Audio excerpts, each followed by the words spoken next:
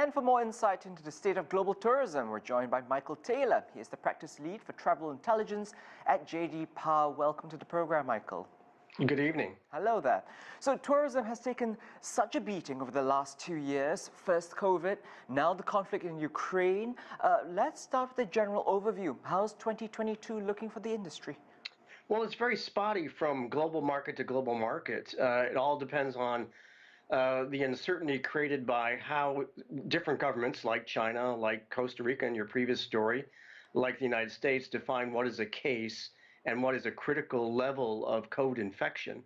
And each of these governments is acting in the interests of their own people, but that's creating uncertainty for people who want to plan travel. And that's the key element here is, do I feel like I'm going to be able to get on a flight and enjoy all the things that I want to see at a particular destination?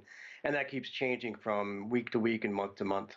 Right, and apart from the public health aspect, there's of course energy costs skyrocketing, airfares, the price at the pump, all affected. Do you see it having an impact on tourism, especially as we near these crucial summer months? It is starting to ramp up, yes, that's exactly right. It's going to get critical probably in the late summer months here in North America, and it might hit the Asian markets a little bit later than that, simply because there's been a lack of demand in the Asia market as far as tourism travel goes.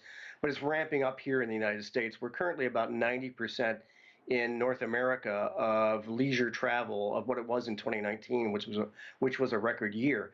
But we're going to shift from worrying about COVID cases to the price of an airline ticket probably about July, August, September of this year. And how do you see then the tourism industry coping and evolving, both with COVID cases as well as all these price tags just going up? Well, despite the fact that prices are going up, what's really driving this thing is the demand for people to get out of their normal bubble and go enjoy themselves in some place where they want to go. I'm going to Scotland in June and going to Ireland later in the year, and I haven't been able to do that for 2 years now.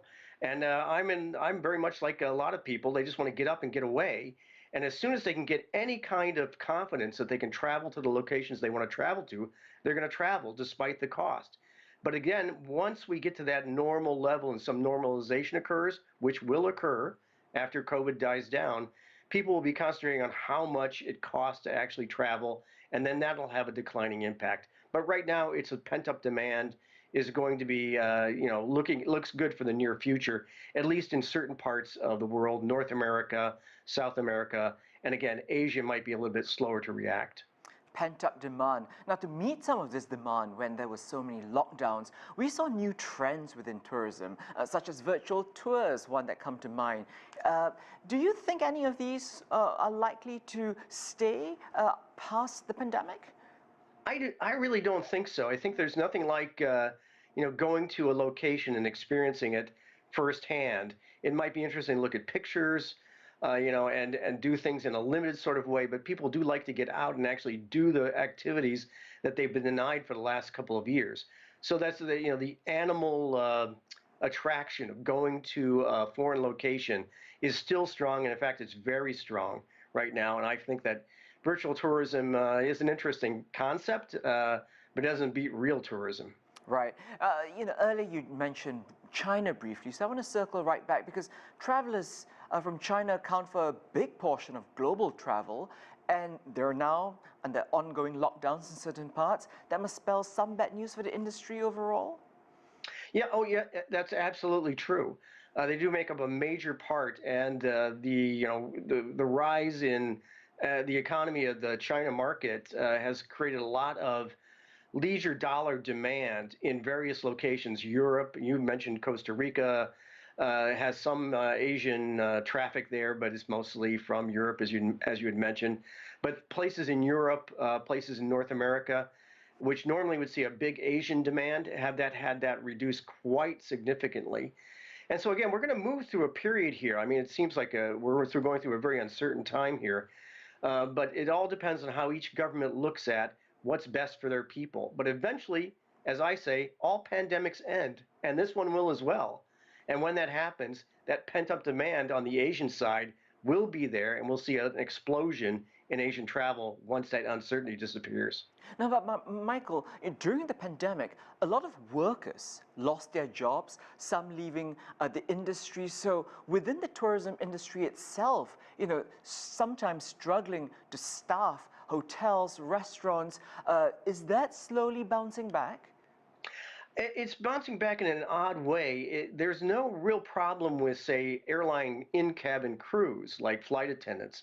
However, there is still a shortage of hotel workers and workers at various locations. And that's really because business travel, at least on our half of the globe, hasn't recovered at all. And that it won't unless you have conventions in which employ a lot of people in the food industry and in the hotel industry. Once we see that recover, then we'll be able to get back to more normal employment. That demand isn't there yet. We do also a study at JD Power of business demand, and the index that we have is about 105% of what it was in 2019. So that bodes well for the future.